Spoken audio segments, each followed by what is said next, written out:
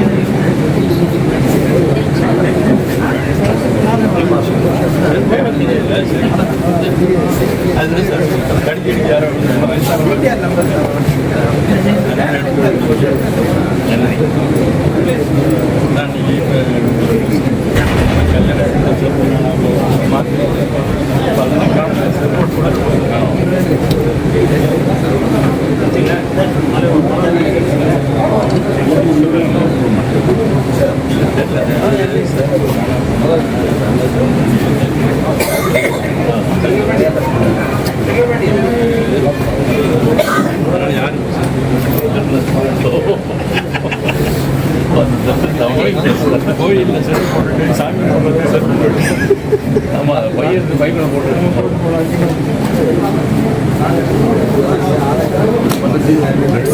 அவரை மட்டும் எடுக்கிறீங்க, எதுவும் எடுக்கல, இவ்வளோதான் எடுக்கிறேன். எல்லாம் இல்லை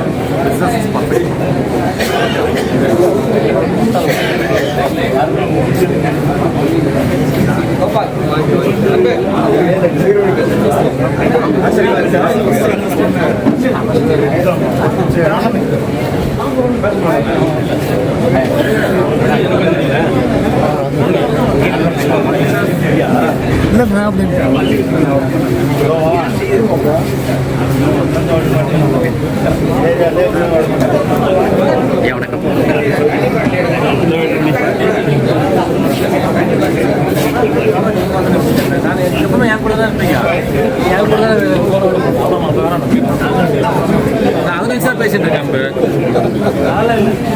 இதான் இதில் வரீங்களா நீங்கள்? அப்போ எல்லாம் ஒன்றா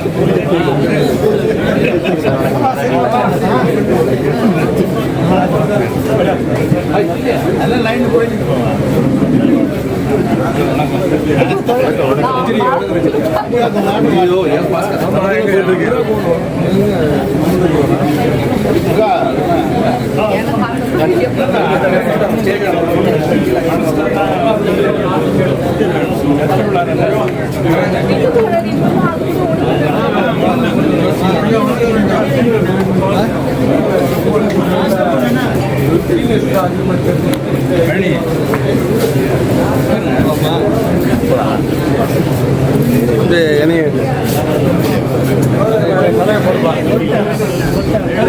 காம்ரேட்ஸ்,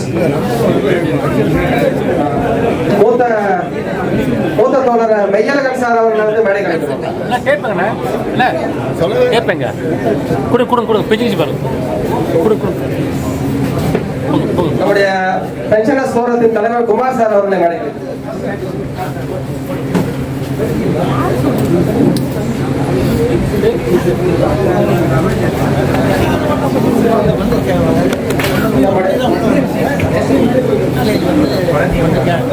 நம்முடைய அக்கவுண்ட்ஸ் கேட்டகரி 3 சங்கத்தின் தலைவர் தோழர் பழனி அவர்கள் மேடைக்கு வருவோம்.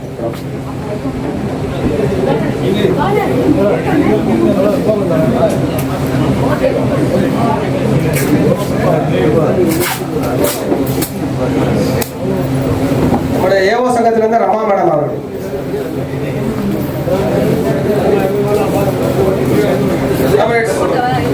காலம் சென்ற மூத்த தோழர்களின் தலைவர்களின் நினைவுகளை பகிர்ந்து கொள்ள தோழர் குமார் அவர்கள் பேசும்.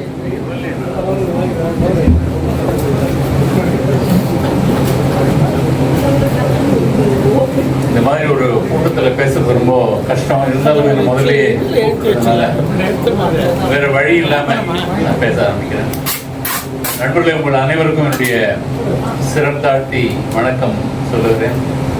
நாம் இங்கே கூடியிருக்கிற கூட்டம் வந்து நினைவு அஞ்சலி செலுத்துறதுன்றதுனால இன்னும் வேற எந்த ஒரு இதை பற்றி பேசுறதுக்கான வாய்ப்புகள் நமக்கு இல்லை. சில பேருக்கு தான் வந்து ஆக்சுவலி பேர் நிலைக்கும் அப்படின்னு சொல்லி சொல்லுவாங்க. அவங்களுடைய சாதனைகள், அவங்க வளர்த்த தலைவர்கள், எத்தனை பேரை தலைவர் உருவாக்கியிருக்காங்களோ, இந்த சங்கத்தை எப்படியெல்லாம் கொண்டு போயிருக்காங்களோ அதை பொறுத்து தான் பேர் நிலைக்கும். எனக்கு ஆக்சுவலி நாராயண நாயர் பேர் நாயர் தான் தெரியும், நாராயணன் தெரியாது. அந்த அளவுக்கு வந்து அவ்வளவு பிரபலமானவர். ரொம்ப நெருக்கி பழகலைன்னா கூட அவங்களால என்னென்னலாம் சாதனைகள் படைக்க முடிஞ்சது, அவங்களால நம்ம என்னென்னலாம் ஒரு பயன் பெற்றோம் அப்படின்றத நினைக்கும் போது நாம் அதெல்லாம் மறக்கவே முடியாது. வயதான காலங்களிலும் தொடர்ந்து தொடர்பிலிருந்து நம்முடைய சங்கத்துக்கும் நம்முடைய தலைவர்களை இன்னும் வழி நடத்துறதுக்கும் அவங்க எவ்வளவு தூரம் பாடுபட்டாங்கன்றது அவங்களோட லைஃப் ஆக்சுவலி நமக்கெல்லாம் ஒரு பாடம். எப்படி இருக்கணும், வாழ்க்கையில் எப்படி நடந்துக்கணும், ஒற்றுமைக்காக எப்படி வந்து கடைசி வரைக்கும் நிற்கணும் அப்படின்றதெல்லாம் நாயர் வந்து அவ்வளவு சிறப்பான உதாரணமாக இருந்திருக்கிறார்.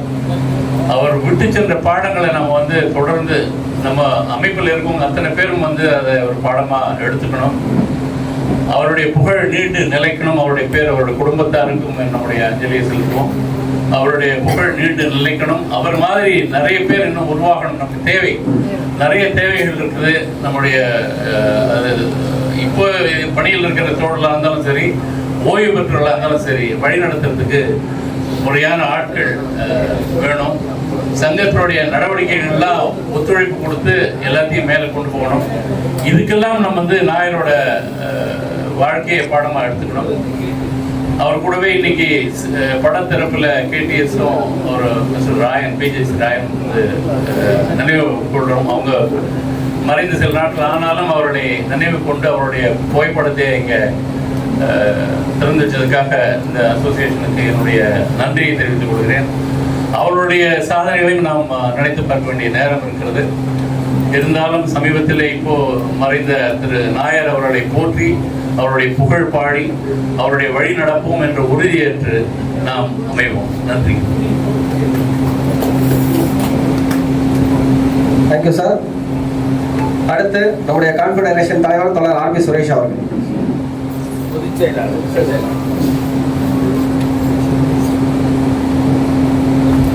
இந்த நெஞ்சு கூட்டத்தை சிறப்பாக நடத்திக்கொண்டிருக்கும் நன்றி தோழர் ராஜன் அவர்களே, தோழர் ராணி அவர்களே, தோழர் துரைப்பாளர் அவர்களே, தோழர் மோகன் அவர்களே, தோழர் அம்மா அவர்களே, நம்மிடையே தோழர் நாயர் காட்டிய பாதையை சரியாக செய்தாலும் நமக்கு மேன்மைதான் வரும் என்று நமக்கு ஒரு எடுத்துக்காட்டாக நமக்கு ஒரு லிவிங் எக்ஸாம்பிளாக இருக்கிற தோழர் நெய்யர்கள் அவர்களே. 14 நாள் ஸ்ட்ரைக்கில் பாதித்து இருந்தும் ஏஜி ஆன ஒரு தோழர். ஸோ இதெல்லாம் நமக்கு ஒரு பெரிய எடுத்துக்காட்டாக இருக்கக்கூடிய நமக்கெல்லாம் என்னை போல அப்போ உள்ள இளைஞர்களுக்கெல்லாம் வழிகாட்டியாக இருந்த தோழர் நாயரோட இரங்கல் கூட்டத்துக்கு எனக்கு ஒரு வாய்ப்பை கொடுத்ததுக்கு மிகவும் மகிழ்ச்சி அடைகிறேன். என்றால் பல விஷயங்கள் இந்த மாதிரி இரங்கல் கூட்டத்தில் அவர்களை பிரிந்து வாழ்கிறோம் என்று ஒரு வருத்தகரமான ஒரு துக்ககரமான ஒரு நிகழ்வை மீறி அவர் செய்த புரட்சிகரமான செயல்களை நாம் நினைவு கூறுவதால் நம்மிடையே இருக்கிற பல இளைஞர்களை பார்க்கிறேன். இவர்களுக்கு ஒரு அது ஊற்று சக்தியாக இருக்கும் என்பது ஒரு நம்பிக்கையோடு தான் நம்முடைய இரங்கல் கூட்டத்தை நடத்துகிறோம். நாரையர் துணை கூறுனா பல மணிவேற்கள் நேரங்கள் பத்தாது. அதை அவர் செய்த செயல்களை ஒரு அவ்வளோ செய்திருக்காரு.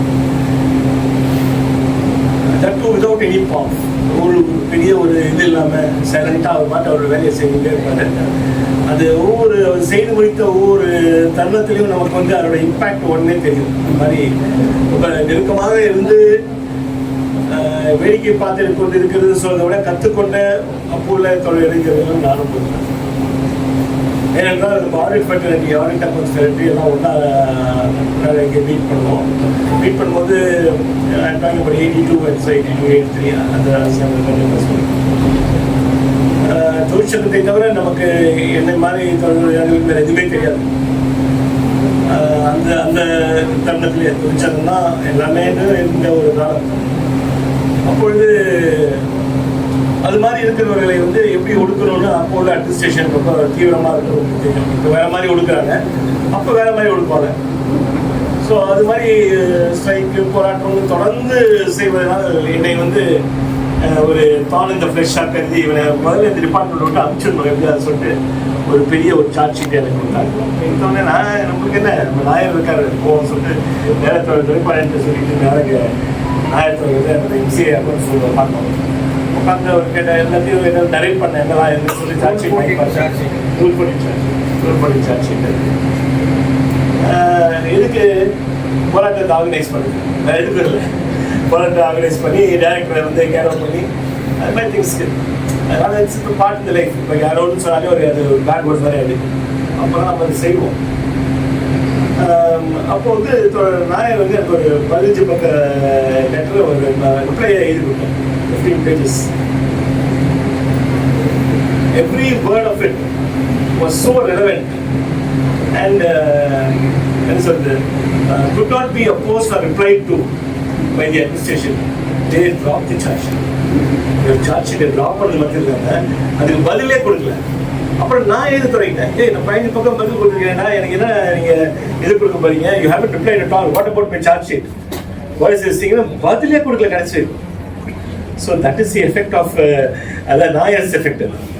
அவர் அவர் கொடுக்குற இதில் அவ்வளோ இருக்கும். This is just one of the entire big series. அது மாதிரி நிறைய பேருக்கு அவர் எழுதி கொடுத்துருக்காரு. நிறைய பேரோட உரிமைகளை காப்பாற்றி கொடுத்துருக்காரு. அதேமாதிரி நமக்கும் எப்படி அப்போஸ் பண்ணணும், ரொம்ப ரஃபாக நீங்கள் எல்லாம் அப்படியே அப்ரோச் பண்ண தேவையில்லை. You have to treat them with your brains, not with brawns. ரொம்ப அழகாக சொல்லுவார். அது மாதிரி பல விஷயங்கள் நாயர் சொல்கிறது நான் இப்போ நினைவு கூறுகிறேன். ஏன்னா இது மாதிரி சொல்லிக் கொடுக்கறதுக்கு நமக்கு அதில் நாங்களுமே அவர்கிட்ட கற்றுனா கூட நாங்களுமே ரொம்ப ஒன்று இம்பார்ட் பண்ணுறது இல்லை to the youngsters. We are too mechanical to go hold the flag, ask for our demands. அது ஒரு மாதிரி எல்லாம் மானிட்டரி டிமாண்ட்ஸும் நம்மளுடைய ப்ரொமோஷனல் டிமாண்ட்ஸ்லேயே நம்ம முழுகி இருக்கோமே தவிர தோழர்களை வளர்க்கறதுல நாம் தவறி விட்டோமோ என்று இன்று நாயருடைய இரங்கல் கூட்டத்தன்று நான் எனக்குரிய செல்ஃப் ரெஸ்பெக்ட் பண்ணிக்கிறேன். இதை நான் மிச்ச தலைவர்கள் சொல்கிறேன். என்ன சுய பரிசோதனை பண்ணிக்கொண்டு இது நாயருடைய பாதையை சரியாக நாம் எடுத்து செல்லவில்லையோ என்ற ஒரு நமக்குள்ளே ஒரு ஐயத்தை உண்டாக்கக்கூடிய ஒரு விஷயத்தை நான் இன்று உட்கார்ந்து வச்சுக்கொண்டிருக்கேன். தோழர் நாயர் இருந்த வரைக்கும் ஏசி நாள் வரைக்கும் அவரால் முடிஞ்சதை he used to contribute through his words, through his intellectual thoughts. So அது மாதிரி தோழர்களுக்கு இந்த தருணத்தில் தோழர் நாயரோட நினைவஞ்சலி செலுத்தும் சும்மா நினைவஞ்சலி செலுத்தினோம் பணத்தை தொடங்கி வச்சோம் 3 தோழர்களுக்கு என்று இல்லாமல் தோழர்கள் நமக்கு கற்றுக் கொடுத்துப்பாங்க. அதெல்லாம் எடுத்தோடனே தோழர் மெய்யழகன் தோழர் பட்ட கஷ்டத்தையும் அதை அந்த போராட்டத்து குணத்தினால் வந்த லாபத்தையும் ஒரு தீர்க்கத்தன்மத்தையும் எடுத்து சொல்றேன். அதெல்லாம் கண்டிப்பாக நாயர் தோழரோட ஒவ்வொரு இதுதான் நம்ம எடுத்துக்காட்டாக சொல்கிறேன். அதனால் நாம் இந்த நாளில் நாயரை தொடர்ந்து நினைவு கொள்வோம். அவர் செய்த காரியங்களை தொடர்ந்து நினைவு கொள்வோம். தோழர்கள் விட்டு அதாவது intellectually we have got so many lovely talent amongst us. என்னன்னா இவங்க இது மாதிரி இன்டெலெக்சுவல் டேலண்ட்ஸ்லாம் என்ன ஆகுதுன்னா தன்னுடைய சுய லாபத்திற்கும் தன்னுடைய சுய முன்னேற்றத்துக்கும் தன்னுடைய குடும்பத்தோட சுய முன்னேற்றத்துக்கு மாத்திரம்தான் யூஸ் பண்ணிக்கிறாங்க. That is very very bad, very wrong. Nair அதுக்கு ஒரு எடுத்துக்காட்டு. அவர் தன்னுடைய இன்டெலிஜென்ஸையும் தன்னோட என்ன சொல்றது அந்த வே he handle things அதை very nicely he is imparted to us. We have learned it. In fact, I take pride in saying that at least we are not fully full block of his. At least we are a slight chip of the whole block. Another chip of the block is here. I was just talking to Comrade Nayar's son. அப்போ அவர் சொன்னார், எனக்கு பொறுக்கும் இல்லை, ஏதாவது இருந்தால் நான் போய் இது பண்ணுவேன், எனக்கு குழந்தை I do keep doing that, I voice my protest against injustice அப்படின்னு சொன்னார். அது ஒன்றும் ஆச்சரியமே இல்லை. ஏன்னா it is after all you are after all Comrade Nayar's son. So you be like that. நாங்களாமே அவரை பார்த்தா எங்களுக்கே எப்படி இருக்குன்னா நீ ஒரு சன், யூ பி லைக் தட்னு சொன்ன மாதிரி இந்த தருணத்தில் தோழர் நாயர் மற்றும் தோழர்களோட படங்களை நாம் நிர்ணயிக்கிறோம். அவர்கள் நமக்கு காட்டிய பாதையை உதட்டளவுக்கு பாட்டிய காதையை நாம் பின் செல்வோம் மொழி கோஷம் மாத்திரம் போட்டு இல்லாமல் நிஜமாவே அவர் காட்டிய பாதையை நாம் தொடர்ந்து செய்வோம். தோழர்களுக்கு போராட்ட குணத்தை இளம் தோழர்களுக்கு நாம் கொண்டு வருவோம். ஏன்னா நிறைய தோழர்கள் நம்ம தமிழ்நாட்டில் இல்லாமல் பிற மாநிலங்கள்லேருந்து வந்திருக்காங்க. அது மாதிரி தோழர்களுக்கு இந்த ஃபைட்டிங் ஸ்பிரிட் நிறைய இருக்காது.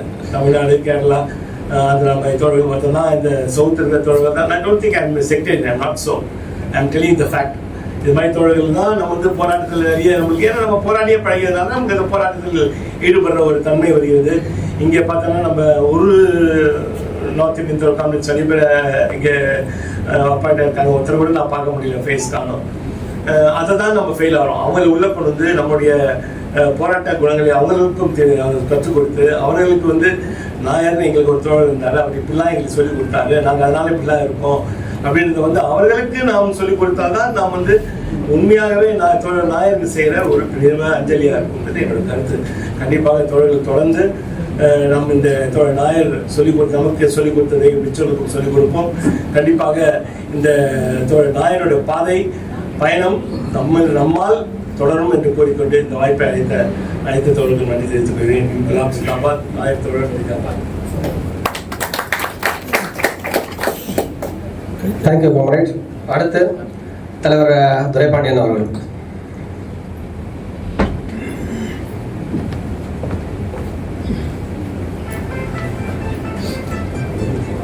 அருமை தோழர்களே, அருமை தோழர் நாயருடைய மகன், மகள் உள்ளிட்ட உங்கள் அத்தனை பேருக்கும் இனிய வணக்கங்களையும் வாழ்த்துக்களையும் உரித்தாக்கி,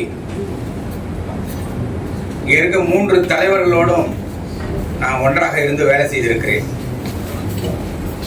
தோழர் பிஜேசி ராயன்,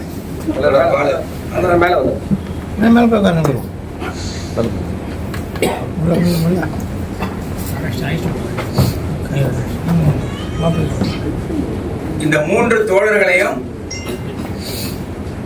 மிக நன்றாக அறிந்தவர்களில் நானும் ஒருவன். ஏற்கனவே தொடர் கேடிஎஸ்க்கும் பிஜேசி ராயனுக்கும் படம் திறக்க விட்டு போய்விட்டது. அதனை நம்முடைய தோழர் நடராஜன் அவருடைய முயற்சியில் அவருடைய படத்தை திறந்ததற்காக முதலில் அவர்களுக்கு நன்றியை கூறிக்கொள்ள விரும்புகிறேன். தோழர் நாயர், எனக்கு தோழர் நாயரை பற்றி பேச வேண்டும் என்றாலே சில விஷயங்கள் வந்து நாம வந்து சில விஷயத்துக்கு நம்ம வீக்கா இருப்போம்.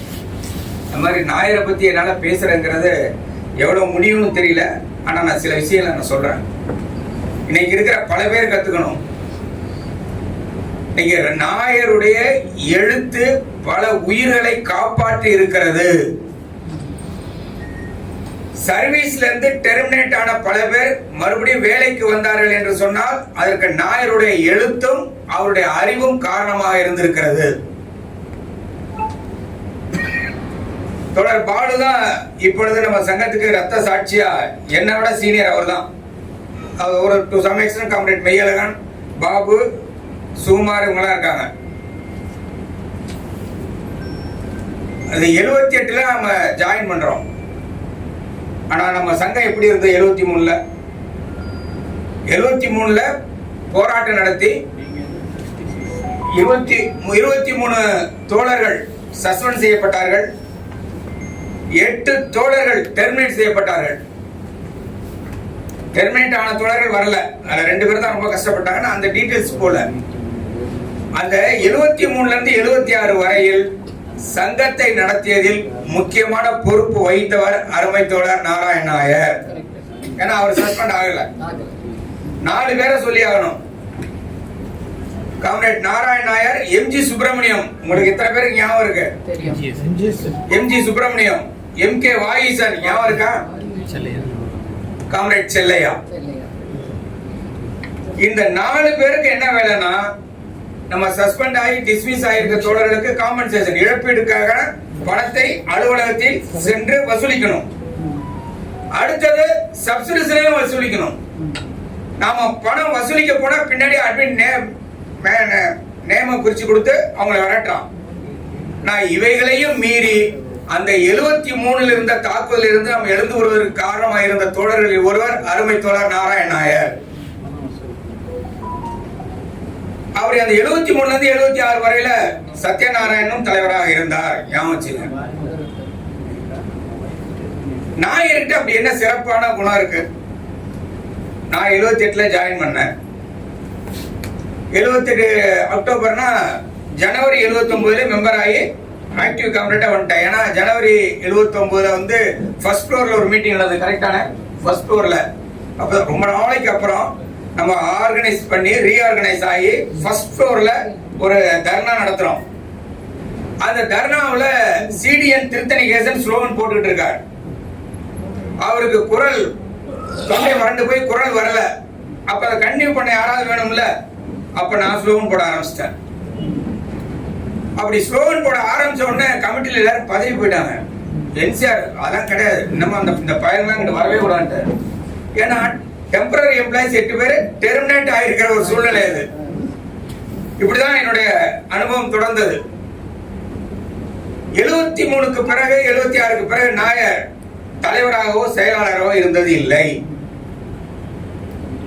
ஆனா கமிட்டில வைஸ் பிரசிடண்ட் ஆகவோ ட்ரெஷரராகவோ ஏதோ ஒரு பொசிஷன் இருப்பார். அவர் தான் கைட்லைன், எங்களுக்கெல்லாம் வழிகாட்டியே அவர் தான். 78ல ஜாயின் பண்ண, அதாவது நீங்க ரத்த சாட்சி அவருடைய எழுத்துக்கு எழுத்து எப்படி காப்பாற்றி இருக்கிறது என்பதற்கு ஒரு உதாரணத்தோட ஆர்பி சுரேஷ் பேசுறதை கேட்டிருப்பீங்க. ரூல் 14 சார்ஜ் ஷீட்டுக்கு நாயர் கொடுத்த பதிலுக்கு அவனால பதில் சொல்லவே முடியாம அவரை ரீஇன்ஸ்டேட் பண்ணிட்டான். தோழர் இங்க அஜித்னு ஒரு தோழர் உட்கார்ந்திருக்காரு, பிசிஜி லெபார்டரி. ரவுடித்தனத்துக்கு பெயர் போனது பிசிஜி நிர்வாகம். சரியான வார்த்தையா தோழர்? ரவுடித்தனத்துக்கு பாலுக்கு வந்து தெரியும். ராயன் அதுல ஒரு டிஃபென்ஸ் அசிஸ்டன்ட். ராயனும் அங்க பிசிஜி லேப்ல ஒரு டிஃபென்ஸ் அசிஸ்டன்ட். அந்த பல பேரை டெர்மினேட் பண்ற நோட்டீஸ் இதெல்லாம் வித்ட்ரா பண்ண வச்சது அருமை தோழர் நாயருடைய புத்தி சாமர்த்தியம். அந்த டிஃபென்ஸ் அசிஸ்டண்டா இப்ப ஒரு தோழர் வருவார், கிருபாகரன், பிஎஃப் எம்ப்ளாயிஸ் ஃபெடரேஷனோட ஆல் இந்தியா ஜெனரல் செக்ரட்டரி வருவார். அவர் ஒரு ரத்த சாட்சி. நீங்க வந்து நம்ம வந்து ஆனுவல் சிஆர்ல எவ்வளவு மார்க் போடலாம்? 10 தான் மேக்ஸிமம் இல்லைங்களா? வேண்டியவங்கன்னா 8, 9. வேண்டாதவங்கன்னா எவ்வளவு போடலாம்? அது கூட ஒரு லிமிட் இருக்கு. 5 கீழே போட முடியுமா? 6 போடலாம், அதெல்லாம் அதிகம். 5 கீழே போடணும்னா there must be some explanation. கிருபாகரனுக்கு போட்டிருக்கிறது 2.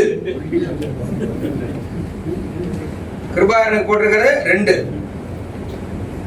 இன்னைக்கு வரையில அவர் சர்வீஸ்ல இருந்து ஒரு ஆல் இந்தியா ஜெனரல் செக்ரட்டரி ஆயிருக்கிறார் சொன்னா நம்முடைய நாயர் அவரை காப்பாற்றி பொதுச் செயலராக மாற்றி இருக்கிறார். எனக்கு ஒரு அனுபவம் உண்டு. அவர் நம்ம எல்லாத்துக்கும் எழுதி கொடுத்திருக்காரு. 80ல நம்ம டெம்பரரி சூப்பர்வைசர் கேட்டு போறோம், ஞாபகம் இருக்குங்களா? சீனியர் காம்ரேட்ஸ் ஞாபகம் இருக்கும். எம்ஜிபியில ஒரு டெம்பரரி ப்ரொவிஷன் இருந்தது. கரெக்டான எம்ஜிபியில ஒரு டெம்பரரி ப்ரொவிஷன் இருந்தது. அந்த டெம்பரரி ப்ரொவிஷனை பயன்படுத்தி நம்ம ஆபீஸ்ல டெம்பரரி சூப்பர்வைசர் வேணும்னா அதுக்கப்புறம் சூப்பர்வைசர் ஸ்கீமே வந்துருச்சு. அப்ப சங்கரமேனன் அக்கௌண்டன்ட் ஜெனரல் 76ல எமர்ஜென்சில நம்ம தோழர்கள் எல்லாம் சஸ்பென்ஸ்ல இருந்து உள்ள வர்றாங்க.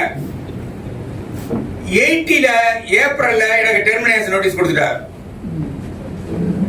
நானும் நாயரும் ஒரே செக்ஷன்ல ஒர்க் பண்றோம். எதுக்காகனா ஒரு ஸ்லோகன் போட்டேன், hello mister Sankaramenon, very is very supervisor ஸ்கீம்னு. அதுக்கு டெர்மினேஷன் 4P தெரியல உங்களுக்கு. 3 மாசம் நோட்டீஸ் கொடுத்துட்டா எனக்கு. நீங்க நாயரை நான் ரொம்ப எளிமையா புரிஞ்சுக்குவேன். நாயரை பல பேருக்கு வந்து நாயரை பத்தி எப்படி தெரியும் தெரியல. நாயர் இயல்பை விட மாறினா அவர் எப்படி இருப்பாருன்னு தெரியுமா உங்களுக்கு? அடையமா அவங்க பையனும் பொண்ணு தான் சொல்லுவாங்க. அப்படியே முகம் சவந்து போய் எது படப்படன்னு கை ஆடிட்டு இருக்கும். இதான் பிடிச்சிருவார். அப்படியே நீங்க அதெல்லாம் வாட்ச் பண்ணிருக்கீங்களா? படப்படன்னு கை ஆடிட்டு இருக்கு. எனக்கு என்ன தபால் வந்தாலும் நாயர்கிட்ட கொடுத்து பழக்கப்பட்டேன். ஆனா அந்த தபால் அதை டெர்மினேஷன் நோட்டீஸா இருக்குன்னு எனக்கும் தெரியாது. அதையும் அவர்கிட்ட கொடுத்துட்டேன். தங்கதுரை அந்த செக்ஷன்ல இருந்தாரு. ஜேபி ஞாபகப்படுத்துறாங்க, தங்கதுரை அதே செக்ஷன்ல தான் இருந்தாரு. அப்போ நாயர் இந்த பிரிச்சு பார்த்தோன்னா அவருடைய முகம் மாறிடுச்சு. டென்ஷன் ஆயிட்டாரு. அவரு டென்ஷன் ஆகிறவர் தான். அவரு நார்மலா டென்ஷன் ஆயிடுவாரு. என்ன பண்றது ஏது பண்றதுன்னு ஒண்ணு புரியல. ஏன்டா இப்பதான்டா நாங்க எல்லாம் உள்ள வந்திருக்கிறோம், உன்னால மறுபடியும் பிரச்சனை வரும் போல இருக்கேன்னு. அதுக்கிடையில நம்ம போராட்டம் நடந்தோம். அதுக்கப்புறம் நம்ம ஒரு ரிப்ளை கொடுத்தோம். நாயர் தான், அதாவது என்ன ஒரு தபால் என்ன மெமோ வந்தாலும் யார்கிட்ட கொடுப்போம்? கரெக்டா சொல்லுங்க. நான் சொல்றது பிரிச்சே பார்க்க மாட்டாங்க.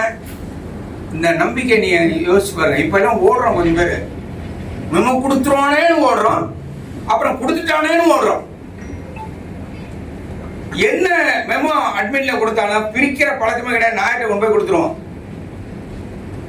ஒரு நாள் ஒரு நகைச்சுவையான சம்பவம் நடந்தது. ஒரு 25-30 மெமோ உள்ள இருக்கு. ஏன்னா அந்த 92, 93ல நமக்கு ரெகக்னிஷன் இல்லை, ஞாபகம் இருக்கா? நியூ ரெகக்னிஷன் ரூல் வந்தோன்னே அப்ப எத்தனை கூட்டம் நடத்தணுமோ அத்தனை கூட்டத்துக்கு செக்ரட்டரிக்கு மெமோ. செக்ரட்டரி நான் தான். மெமோ நாயர் ஒரு நாள், டே இந்த மெமோவெல்லாம் டிஸ்போஸ் பண்ணிடலாமான்னாரு. நீங்க தான் இந்த நாயர் பண்ணணும், எனக்கு என்ன தெரியும்னு. ஒண்ணுமே யோசிக்கவே இல்லைங்க. எடுத்தாரு, அவரை பிரிக்கவே இல்லை, எல்லாத்தையும் கிழிச்சு போட்டாரு. நான் பதறி போட்டேன். என்ன நாயர் இப்படி பண்ணிட்டீங்க? ரிப்ளை கொடுக்கணும். வேணும்னா சார்ஜ் ஷீட் கொடுக்கட்டும், அப்புறம் பதில் சொல்லிக்கலாம். முடிஞ்சு போச்சா? எவ்வளவு ஈஸி ரிப்ளை பாருங்க. வேணும்னா அவன் சார்ஜ் ஷீட் கொடுக்கட்டும், அப்ப நம்ம ரிப்ளை கொடுத்துக்கலாம் அப்படின்னு முடிச்சாரு. ஒரு உதாரணத்துக்கு சொல்றேன். இப்படி பல பேர், நான் இப்ப பல பேரை பார்த்துக்கிட்டு இருக்கேன். டிஃபென்ஸ் அசிஸ்டண்டா வர்றவங்க இவ்வளவு பேரு, நம்ம கூட இருந்து ரிட்டையர் ஆயிட்டு என்கொயரி ஆஃபீஸா போறவங்களா இருக்காங்க. நம்ம கூட யூனியன்ல இருந்துட்டு என்கொயரி ஆஃபீஸரா. ஒரு மேடம் வந்து ரிப்ளை வந்து ஒருத்தர் தயார் பண்ணிட்டார், ஒரு டிஃபென்ஸ் அசிஸ்டன்ட் தயார் பண்ணோன்னா ரிப்ளை கொடுத்து அனுப்பிட்டாங்க. அவங்க என்ன பண்ணிட்டாங்க, டிரைவரை அனுப்பி போய் அந்த ரிப்ளை வாங்கிட்டு வாங்கட்டாங்க. ஆனா ரிப்ளை எழுதி கொடுத்தவர் என்ன சொல்றாரு, நீங்க இங்கதான் நாயரை வித்தியாசப்படுத்தி பார்க்கணும். கிருபாகரன் வருவாருன்னு வெயிட் பண்றேன், என்னன்னு தெரியல. ரிப்ளை எழுதி கொடுத்தவர் என்ன சொல்லிட்டாரு, போய் இவ்வளவு பணத்தை வாங்கிட்டு வந்தீங்கன்னா இந்த காப்பி உன்கிட்ட கொடுப்பேன், இல்லாட்டி நீ போயிருன்ட்டாரு. மறுபடியும் அவர் வந்துட்டு, நீ லாயருக்கு எனக்கு தெரிஞ்சு நம்ம லாயர் யாரையாவது சொன்னா நமக்கு ரொம்ப வேண்டியவங்களா இருப்பாங்க. அவங்களாம் எவ்வளவு கேட்பா, 10,000 20,000 மேல கேஸ் இல்லை. ஆனா இது 80,000 90,000 1,10,000 ரேட்டு. அந்த 1,10,000 கொடுத்த அப்புறம் தான் இந்த ரிப்ளைவே கொடுத்து அனுப்புறாங்க டிஃபென்ஸ் அசிஸ்டன்ட். அப்ப எப்படி இருக்காங்க பாத்தீங்களா? என்கொயரி ஆஃபீஸராகவும் போறாங்க, டிஃபென்ஸ் அசிஸ்டன்டா போறாங்க. நாயர் வீட்டுல ஒரு சம்பவம் நடக்குது. நான் சொன்னேன்ல கிருபாகரன், அவர் வந்திருந்தா நல்லா இருந்திருக்கும். நாயர் ரிட்டையர் ஆயிட்டாரு 95ல, தெரியல. 6வது சம்பள கமிஷன்ல எந்த பெனிஃபிட் இல்லாம ரிட்டையர் ஆனாரு. சாரி, 5வது சம்பள கமிஷன்ல.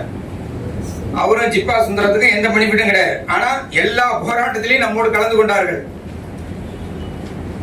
சரி, வயசாயிருச்சு, அவருக்கு பெரியவரா இருக்காருன்னு சொல்லி தோழர் கிருபாகரன் ஒரு நாள் பழங்கள்லாம் வாங்கிட்டு அவர் வீட்டுக்கு போயிட்டார்.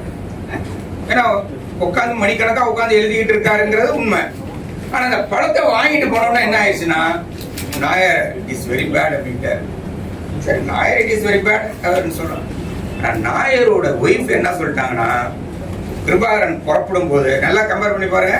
இப்போ எழுதி கொடுக்கறதுக்கு பணம் வாங்கிட்டு இருக்கிறோம். பல 100 பேரை வாழ்க்கையில மீண்டும் வேலைக்கு சேர்த்த நாயருடைய எழுத்தை நினைச்சு பாருங்க. நாயர் சொல்றதுல ஒன்னும் ஆச்சரியம் இல்லை. ஆனா நாயர் ஒய்ஃப் சொல்றாங்க, கிருபாகரன் புறப்பட்டீங்களா? புறப்பட்டேன் மேடம், நான் வர்றேன் மேடம். இனிமேல் வந்தீங்கன்னா இதெல்லாம் வாங்காம வாங்க. யோசிச்சு பாருங்க. இப்ப கம்பேர் பண்ணுங்க நாயரோட சர்வீஸ. எத்தனை பேருக்கு அந்த பையுள்ள புக்ஸா வச்சுட்டு அலைஞ்சிட்டே இருப்பாரு, புத்தகங்களை வாங்கி படிச்சுட்டே இருப்பாரு. Is a versatile genius. சினிமாவை பற்றி உட்கார்ந்தா பேசுவார், அந்த காலத்துல இருந்துன்னு ஆரம்பிச்சிருவார். லிட்ரேச்சர் உட்கார்ந்து பேசுவார். அதுலயும் ஆங்கில நாவல்கள், அந்த சேஸ்ல இருக்க அவர் அவ்வளவு புத்தகத்தை படிச்சு அதை வரிசையா பேர சொன்னோம்னு நாங்களாம் மயக்கம் போட்டு விழுந்துருவோம். எப்படி நாயார் படிக்கிறீங்க? அதுல டைம் கிடைக்கிறப்ப எடுத்து படிச்சுக்குவேன். நான் ஒரு நாள் வீட்டுல வந்தே கேட்டேன், ஏங்க ஒரு கூட புக்கு படிக்கிறேன். அவர் என்னங்க நைட்டு 12 மணி 2 மணி வரைக்கும் படிச்சுட்டு வந்தாங்க படிப்பாரு. அவ்வளவு படிப்பறிவு. அதுக்கு அடுத்தது ஒரு விஷயம், எப்பொழுதும் நான் தான் தலைவன் என்று சொல்லுகிற குணமோ, தலைமை பதவி கிடைத்தால் தான் வேலை செய்வேன் என்று சொல்லுகிற குணமோ நாயரிடம் இல்லவே இல்லை. நான் அவர் தான் பெரிய தலைவர். 86ல ஒரு சூழ்நிலை, 85ல இருந்து நான் செக்ரட்டரி ஆகணுங்கிற மாதிரி கமிட்டியில டிஸ்கஸ் பண்ணா. ஆனா 86ல என்ன ஆச்சுன்னா, ஜின்னா டெல்லி போகணும். ஜின்னா டெல்லி போகணும்னா துரைப்பாண்டியன் இங்க செக்ரட்டரி ஆகணும்னு ஒரு முடிவு எடுத்துட்டாங்க. நான் முடிவு எடுத்த மீட்டிங்ல இருந்து ஓடி போயிட்டேன். என்ன ஏஜிஎஸ் ஆபீஸ்ல எல்லாரும் இங்கிலீஷ்லயே பேசிட்டு இருக்காங்க. இந்த கூட்டத்தை பார்த்தாவே நான் அன்பிட் நினைக்கிறேன், வேலை செய்யறதே அன்பிட் நினைக்கிறேன். இந்த ஆபீஸுக்கே வந்திருக்க கூடாதுன்னு நினைக்கிறேன். இப்படி இருக்கிற ஆபீஸ்ல என்ன செக்ரட்டரி ஆகுறீங்களான்னு முடியவே முடியாதுன்னு சொல்லிட்டேன். ஒரு நாள் திடீர்னு பொங்கல் அன்னைக்கு நாயர், அந்த பேரை எப்படி சொன்னா நீங்க எப்படி புரிஞ்சுங்கன்னு எனக்கு தெரியல, PR பரமேஸ்வரன், CSV வாரியார் 3 பேரும் இளங்கோ சாலை வீட்டுக்கு வர்றாங்க. 12 இளங்கோ சாலை. எனக்கு ஒன்றும் புரியல. எல்லா தலைவர்களும் வந்தா தங்குற இடம் வேடந்தாங்கல். நமக்கு எது 47 பாபு முதலி ஸ்ட்ரீட், கரெக்டா அட்ரஸ் 47 பாபு முதலி ஸ்ட்ரீட். அதுதான் எங்களுடைய வேடந்தாங்கல். எங்களுடைய பல்கலைக்கழகம், எங்களுடைய வேடந்தாங்கல் எல்லாமே நாயர் வசித்த இடம் தான். எல்லா தலைவர்களும் வந்து அங்கதான் தங்குவாங்க. எனக்கு ஒன்றும் புரியல. இது ஒரு ரேரா வேற இருக்கு. அது பொங்கல் அன்னைக்கு நாயர் வர்றாரு, என்ன ஒண்ணு. அப்போ இல்ல மாதிரி ஒரு ரீசன் இருக்கு, சின்ன டெல்லிக்கு போகணும், வேற வழியே இல்லை, அதனால நீங்க லோக்கலா செக்ரட்டரியா தான் பெட்டர் அப்படின்னா. நான் சொன்னேன், வரேன், டெய்லி கூட்டம் நடக்குது, டெய்லி என்னால மேடையில பேச முடியுமான்னு எனக்கு தெரியல. அது மட்டும் இல்லாம எல்லாரும் ஆங்கிலத்துல தான் மிகப்பெரிய உரை நிகழ்த்துகிறார்கள். ஷேக்ஸ்பியர், அவங்க இவன் ஆங்கில கவிஞர்கள் எல்லாம் அங்க வருவாங்க, நாவலிஸ்ட் எல்லாம் அங்க வருவாங்க. இதை கேட்டாவே நம்ம ஒரு மாதிரி ஆயிடுறோம். இதுல நம்ம ஏஜிஎஸ் ஆபீஸ்ல மீட்டிங் வேற பேசணும்னு எனக்கு ஒரு பயம் இருக்குன்னு சொன்னேன். அப்ப அந்த நாயர் சொன்ன அந்த வார்த்தையை கவனிங்க, துரைப்பாண்டி நீ இப்ப செக்ரட்டரி ஆயிடு, நீ யூஸ்ஃபுல்லா இருந்தீன்னா நீ கண்டினியூ ஆவ, யூஸ்லெஸ்ஸா இருந்தீன்னா உன்னை அடுத்த வருஷமே மாத்திடுவோம்னாரு. எனக்கு அப்பவும் மனசு வரல, இல்ல நாயர் அப்படின்னு. அப்ப அவர் ஒரு ஐடியா கொடுக்குறாரு, நீ நல்லா தமிழ்ல பேசுற, ஒன்னும் பெரிய பிரச்சனை இல்லை, நான் ஆங்கிலத்துல என்னென்ன கோர்ஸ் அண்ட் மேனுவல்ஸ் இருக்கோ அதை அப்படியே எழுதி கொடுத்துறேன் உனக்கு. அதாவது நான் மேடையில பேசணும்னா நீ யோசிச்சு பாருங்க இதெல்லாம் நடக்குமா.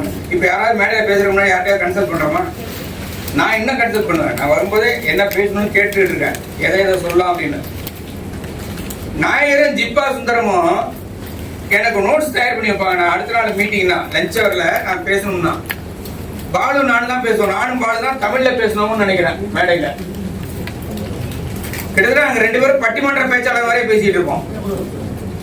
பாலு என்ன பண்ணுவாரு, பேசி எல்லாத்தையும் முடிச்சிருவாரு. செக்ரட்டரி பேசுறதுக்கு முன்னாடி எல்லாத்தையும் பேசி முடிச்சுட்டு இந்த கடைசி 5 நிமிஷம் இந்த ரெசல்யூஷனை துறைப்பாடின் படித்து முடிப்பாரு.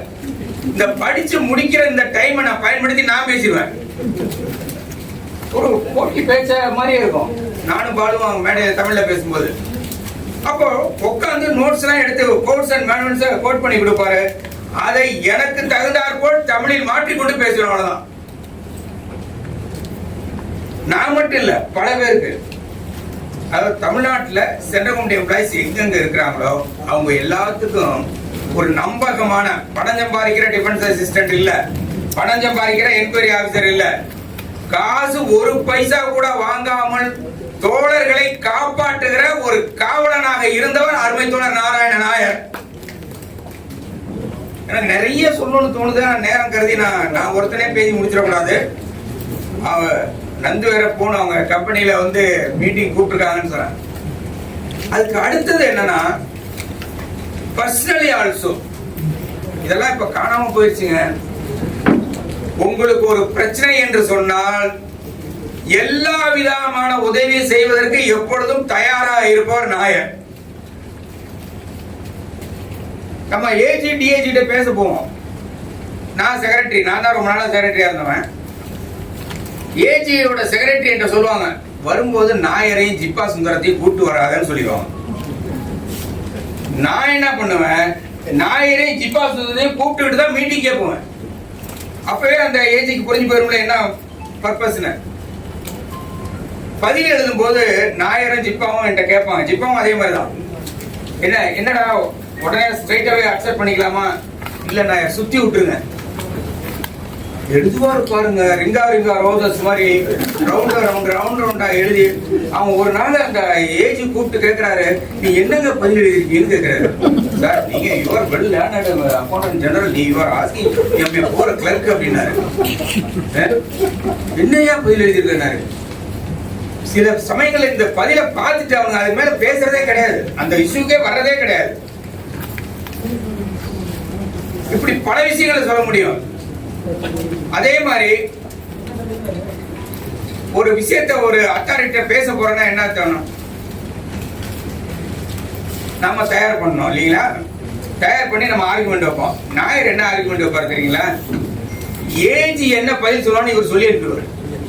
இது எப்படி பாருங்க, நாம ஒரு கேள்வி கேட்டா ஒரு அதிகார வர்க்கத்திடமிருந்து என்ன மாதிரியான பதில் வரும் அதை இங்க சொல்லிடுவாரு. பல பேர் கமிட்டியில் எனக்கும் ஆரம்பிச்சு போகும், என்ன இப்படி சொல்லிட்டு இருக்கீங்கன்னா, நீ அங்க போன அப்புறம் தெரியுது நாயர் சொன்ன மாதிரி அவன் பதில் சொல்றான். அப்ப என்ன அர்த்தம், அந்த பதிலுக்கு தகுந்தாற்போல் நம்மை தயார்படுத்திக் கொள்ள வேண்டும். அதுதான் நாயர் எங்களுக்கு கொடுத்த ட்ரைனிங். இப்படி பல விஷயங்கள். அது மட்டும் இல்ல, அவர்கிட்ட ஒரு நேர்மை உண்டு. உங்களுக்கு எல்லாம் ஞாபகம் இருக்கா, பிபிசி பினான்ஸ் மினிஸ்டர் இருக்கும் நம்முடைய போனஸ் பிடிச்சிட்டா எந்த வருஷம், 89 கொஞ்சம் தேதியெல்லாம் கொஞ்சம் மறந்து போகுது. 89 சுமார் கரெக்டா 89 BBC was the finance minister. Bonus முதல்லயே பிடிச்சில்லையா? இல்ல, முன்னாடியே போனஸ் செட்டில் ஆயிருச்சு. 82 ஏப்ரல்லே 82 செப்டம்பர்லயே போனஸ் வாங்கிட்டோம். ஞாபகம் வச்சுங்க. 77ல ஃபர்ஸ்ட் போனஸ், 82ல சென்ட்ரல் எம்ப்ளாயிஸ் போனஸ். பிபிசி ஃபைனான்ஸ் மினிஸ்டர் வந்ததுக்கு அப்புறம் அப்ப ராஜீவ் காந்தி தான் பிரைம் மினிஸ்டர். அவர் என்ன பண்ணாரு, 15 நாள் தான் போனஸ் கொடுப்பேன், 15 நாள ஜிபிஎஃப்ல டெபாசிட் பண்ணுவேன். கரெக்டான 15 நாள ஜிபிஎஃப்ல டெபாசிட் பண்ணுவேன். அப்போ எல்லா ஆபீஸ்லயும் ஸ்ட்ரைக். ஏஜிஎஸ் ஆபீஸ்ல என்ன பண்றேன்னு ஒரு டிஸ்கஷன் நடக்குது. நீ போறேன்னா ஏஜிஎஸ் ஆபீஸ்ல கமிட்டில டிஸ்கஷன் நடக்குது. நான் போஸ்டல் அக்கவுண்ட்ஸ்ல போய் அவங்களோட வாக் அவுட் ஆர்கனைஸ் பண்ணிட்டு வரப்ப ஏவிவி இருக்காரு சர்வீஸ்ல. போஸ்டல் அக்கவுண்ட்ஸ்ல போய் அவங்களோட வாக் அவுட்ல பேசிட்டு நான் வரேன், கொஞ்சம் லேட்டா வரேன் கமிட்டிக்கு. அப்ப என்ன பண்ணலாம், அப்ப நான் சொன்னேன் என்னோட எக்ஸ்பீரியன்ஸ் சொன்னேன். 3 இடத்துக்கு மீட்டிங் போயிட்டேன் 2-3 நாள்ல. இந்த 3 இடத்துலயுமே overwhelming employees walk out பண்ணிட்டு வெளியே வர்றாங்க. அப்போ நாயர், நான் I was the junior most baby of the team. நான் தான். நாயர் சொன்ன ஒரு வார்த்தை, அதாவது நாங்க சீனியரா இருக்கலாம், ஆனா இப்ப நீ வழி போய் 3 இடத்துல வாக் அவுட்டை நடத்திட்டு இங்க வந்து சொல்ற மாதிரி experience, that is more important then tomorrow we are also having walk out from 12 o'clock. அந்த வாக் அவுட்ல 10% participation in audit and accounts officers. அப்ப இந்த அப்ஜெக்டிவ் கண்டிஷன் நம்ம சொல்லும்போது நான் பெரிய தலைவன் என்னட்டு நீ இப்படிலாம் சொல்லக்கூடாது அப்படிலாம் அவருக்கு அந்த மாதிரி தன்னை வந்து ஒரு பெரிய நிலையில வச்சு பார்த்ததே இல்லை. ஏன் நாயர் இப்படி வந்தார் அதற்கான காரணம் கண்டுபிடிக்கும்ல. நமக்கு முதல்ல நன்றி உணர்வுங்க. என் நன்றி கொன்றாருக்கும் உயிர் உண்டாம் உயிர்வில்லை செய் நன்றி கொன்ற மாதிரி இருக்கு. கேடிஎஸ்க்கும் பிஜேசி ராயனுக்கும் ஏன் போட்டோ வச்சான்னு கேட்டாங்க. அதுக்கு நான் பின்னாடி பதில் சொல்றேன். அது குணம் நாடி குற்றமும் நாடி சொல்லுங்க. அடுத்த மிகை நாடி மிக்க குழல். அதுதான் ஒரு மனுஷனை நம்ம எப்பவுமே ஜட்ஜ் பண்ணணும். எல்லா மனிதனும் அறிவாளியும் கிடையாது. நல்லா ஞாபகம் வச்சுங்க. எல்லா மனிதர்களும் முட்டாள்களும் கிடையாது. இதை புரிஞ்சுக்கிட்டோம்னா வாழ்க்கையில பல தவறுகள் செய்ய மாட்டோம். யாரையும் முட்டாளேன்னு திட்டவே மாட்டோம். ஐன்ஸ்டீன் கேள்விப்பட்டிருக்கீங்களா? ஐன்ஸ்டீன் அவரை மாதிரி விஞ்ஞானி உண்டா? அவருடைய மூளை எடுத்து பாதுகாத்து வச்சு ஆராய்ச்சி பண்ணிட்டு இருக்காங்க. ஆனா ஐன்ஸ்டீன் பூனை வளர்த்தக்காக தெரியுமா உங்களுக்கு? அவங்க வீட்டுல 2 பூனை இருக்கு. பெரிய பூனை ஒண்ணு, சின்ன பூனை ஒண்ணு. அந்த பெரிய பூனை போறதுக்கு பெரிய ஓட்டையும் சின்ன பூனை போறதுக்கு சின்ன ஓட்டையும் வீட்டுல போட்டு வச்சுட்டார். அந்த வேலைக்காரமா அந்த பக்கம் வர்றாங்க. அந்த வேலைக்காரமா அந்த பக்கம் வரும்போது ஐயா எதுக்கு 2 ஓட்டை போட்டிருக்கீங்கன்னு கேட்டான். பெரிய பூனை போறதுக்கு பெரிய பூனையும் சின்ன பூனை போறதுக்கு சின்ன ஓட்டையும் போட்டிருக்கேன். அப்ப அந்த அம்மா கேட்டாங்க, ஏயா பெரிய பூனை போற வழியிலேயே சின்ன பூனை போவாதான்னு கேட்டான். யாரு கிட்ட? உலக நோபல் பரிசு வாங்கிய ஒரு மார்க்சிஸ்ட் விஞ்ஞானி. அதை ஞாபகம் வச்சுங்க.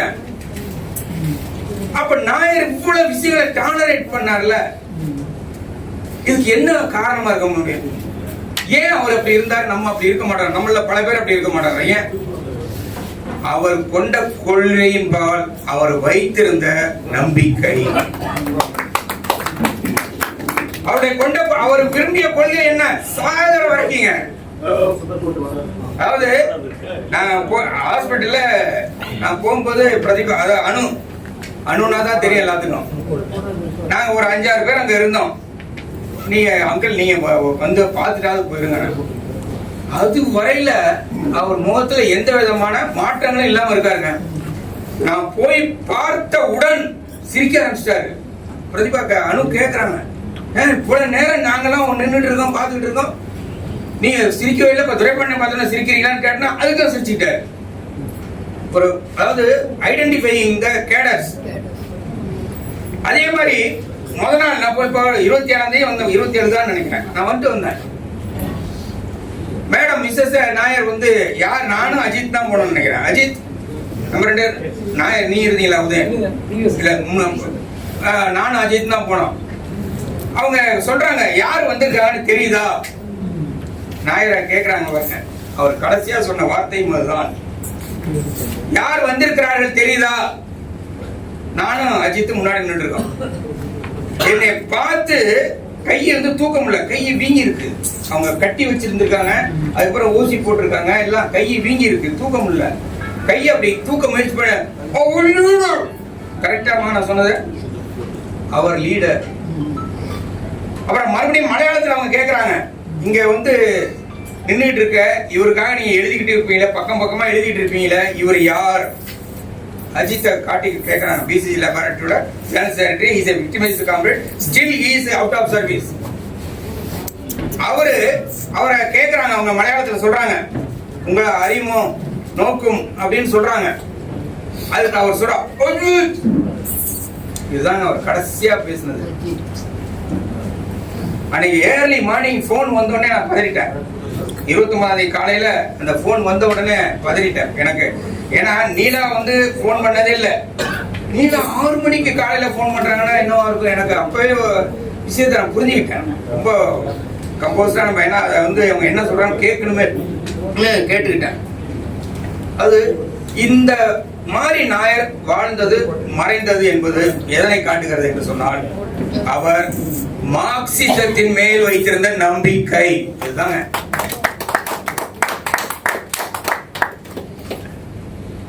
அது எந்த மார்க்சிசம் என்ன சொல்லுகிறது? எல்லாம் மாறும், மாறித்தான் ஆக வேண்டும். மாறாமல் எதுவுமே இருக்குமா? அப்ப நாயருக்கு ஒரு நம்பிக்கை என்னன்னா, இந்த சமூகத்திலே மாற்றம் ஏற்படும். அவர் குடும்பத்துல எல்லாமே பிஜேபி சப்போர்ட்டர். இவர் ஒருத்தர் தான் இடதுசாரி சிந்தனை உள்ளவர்.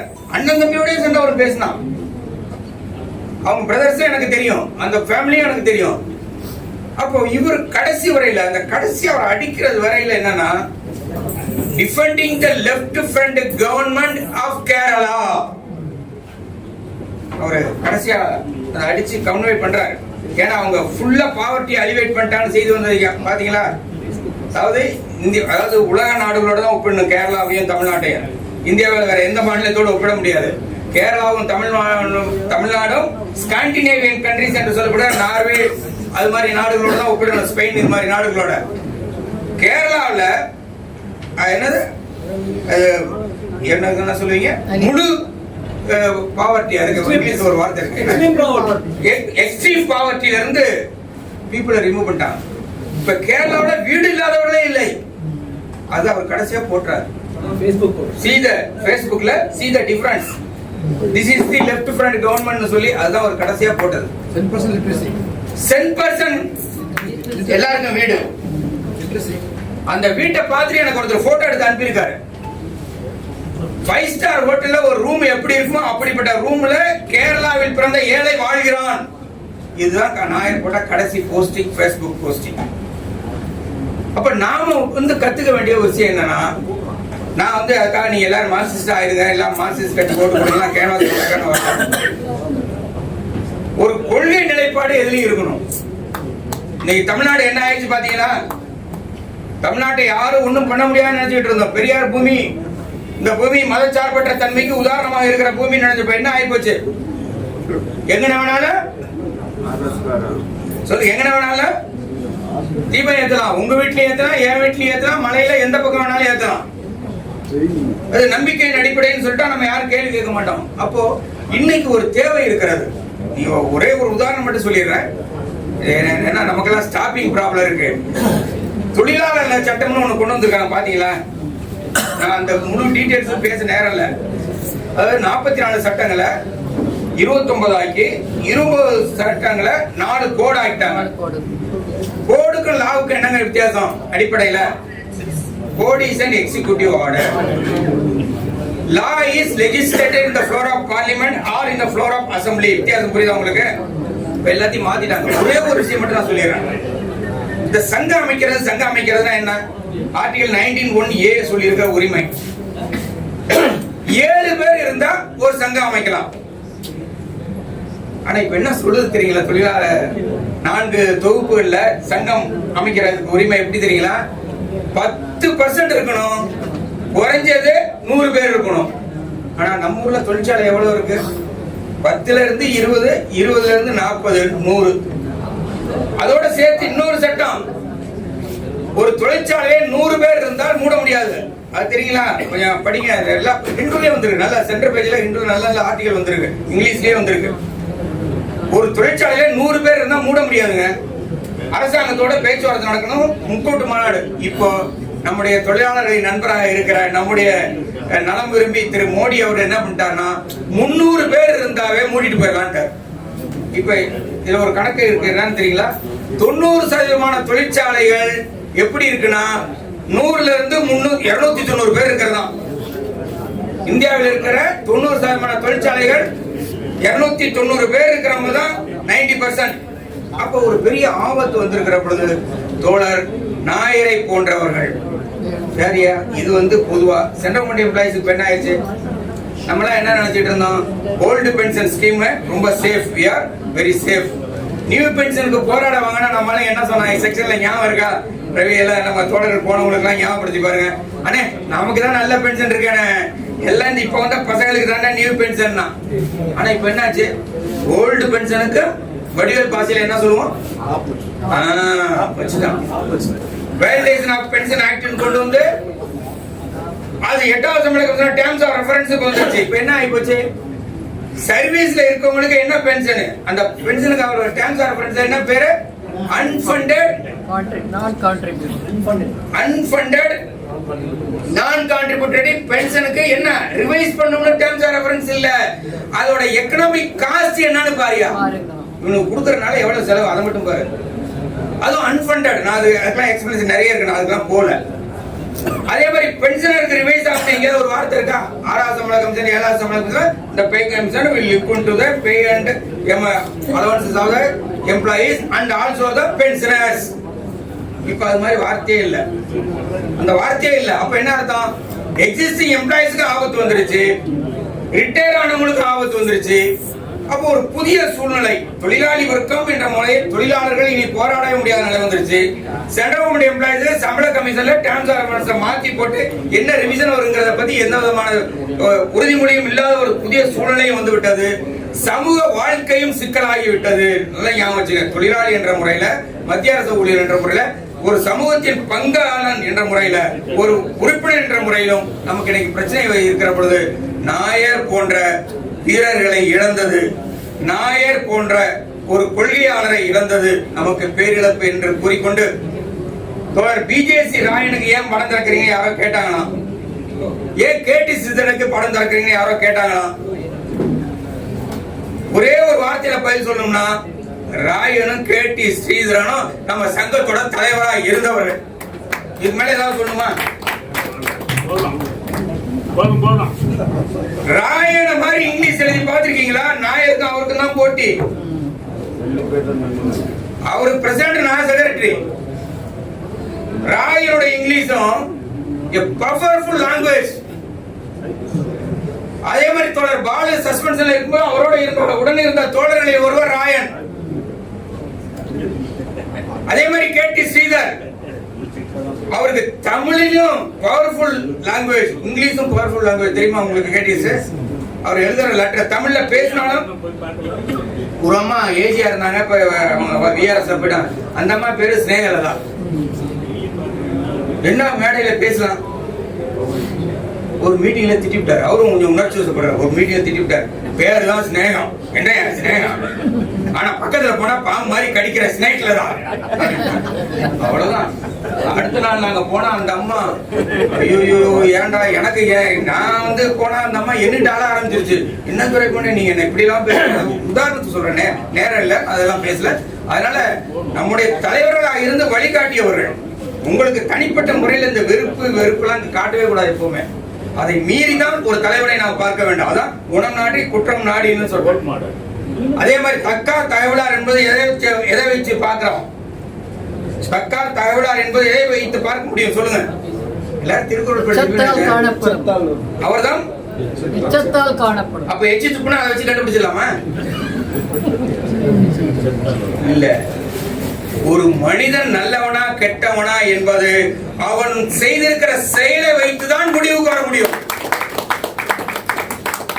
அப்படிப்பட்ட தலைவர்கள் நம்முடைய தலைவர்கள். என்னை போன்றவர்களை உருவாக்கி, நான் மேடையில பேசுறவங்க பல இடத்துக்கு அவரை கூட்டிட்டு போயிருக்கேன். டெல்லிக்கு கூட்டு போயிருக்கிறேன், பல இடங்களுக்கு கூட்டு போயிருக்கேன், மாவட்ட மாநாடுகளுக்கு பல இடத்துக்கு கூட்டு போயிருக்கேன். அங்க வருகிற பொழுதெல்லாம் நான் என்னுடைய பேச்சினுடைய முதல் விமர்சகராக இருந்து விமர்சனம் செய்து, நீ இன்னும் இப்படி பேசியிருக்க வேண்டும், இந்த கவிதையை நீ ஆங்கிலத்துல வேர்ட்ஸ்வொர்த்தோட கவிதையெல்லாம் சொல்லி when may come when may go I go on for everங்கிற வார்த்தை சொன்ன அப்புறம் தான் அந்த புத்தகத்தை எடுத்தே படிச்சேன். அந்த கவிதையை அப்படியெல்லாம் பயிற்சி கொடுத்த ஒரு நல்ல ஆசான் அருமை தோழர் நாயர் அவர்கள். அதே போல அந்த இரண்டு தோழர்களுக்கும் என்னுடைய அஞ்சலியை செலுத்தி, வீரர்கள் சாவதே கிடையாது. அவர்கள் விதைகளாக தூவப்பட்டு அது முளைத்து மீண்டும் மரமாக செழித்து வளரும், காய்களையும் கனிகளையும் கிழங்குகளையும் கொடுத்து கொண்டே இருக்கும் என்று கூறிக்கொண்டு வாய்ப்புக்கு நன்றி கூறவில்லை. தலைவருக்கு நன்றி. அடுத்த மூத்த தோழர் டி பாலு அவர்கள்.